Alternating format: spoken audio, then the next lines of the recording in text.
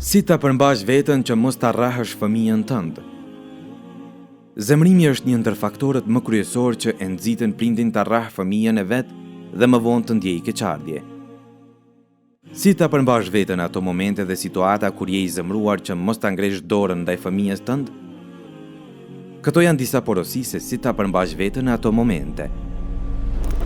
Përkujdesu që mos ta harrosh kërkimin e mbrojtjes tek Allahu nga shejtani i mallkuar dhe mësoje veten që kjo të bëhet shprehi ditore.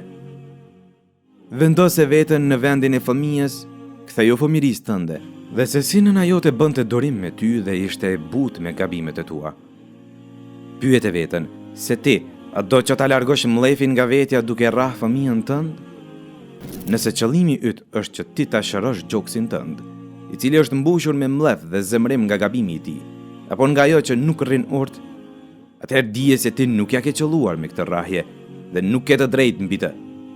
Ma nëse do që me rrahjen tënde ta edukosh atë, dije se ka shumë mjete tjera të edukimit para rrahjes, si shikimi i mrolur, apo privimi i tij nga disa lojra e të tjera. Kur do të i bijesh, rikujtoje herën e fundit kur u pendove dhe ndjeje keqardhje për rrahjen e tij dhe si shpresoje që mos ta kishe rrahur. Mundesh të bësh marrëveshje me burrin apo gruan që të ndalon kur dëshiron ta rrahësh fëmijën tënd. E sidomos atëherë kur nga zemrimi nuk mund ta përmbash veten fare. Mos e harro në ato momente dobësinë e fëmijës para teje. Ai është i dopt dhe frigohet nga çdo lëvizje që e bën. Mos harro se të rrahurit tënd ka mundësi të i lë pasoja tërë jetën fëmijës tënd dhe më vonë ti të jesh ai që do të akuzosh veten tërë jetën për pasojat e tij.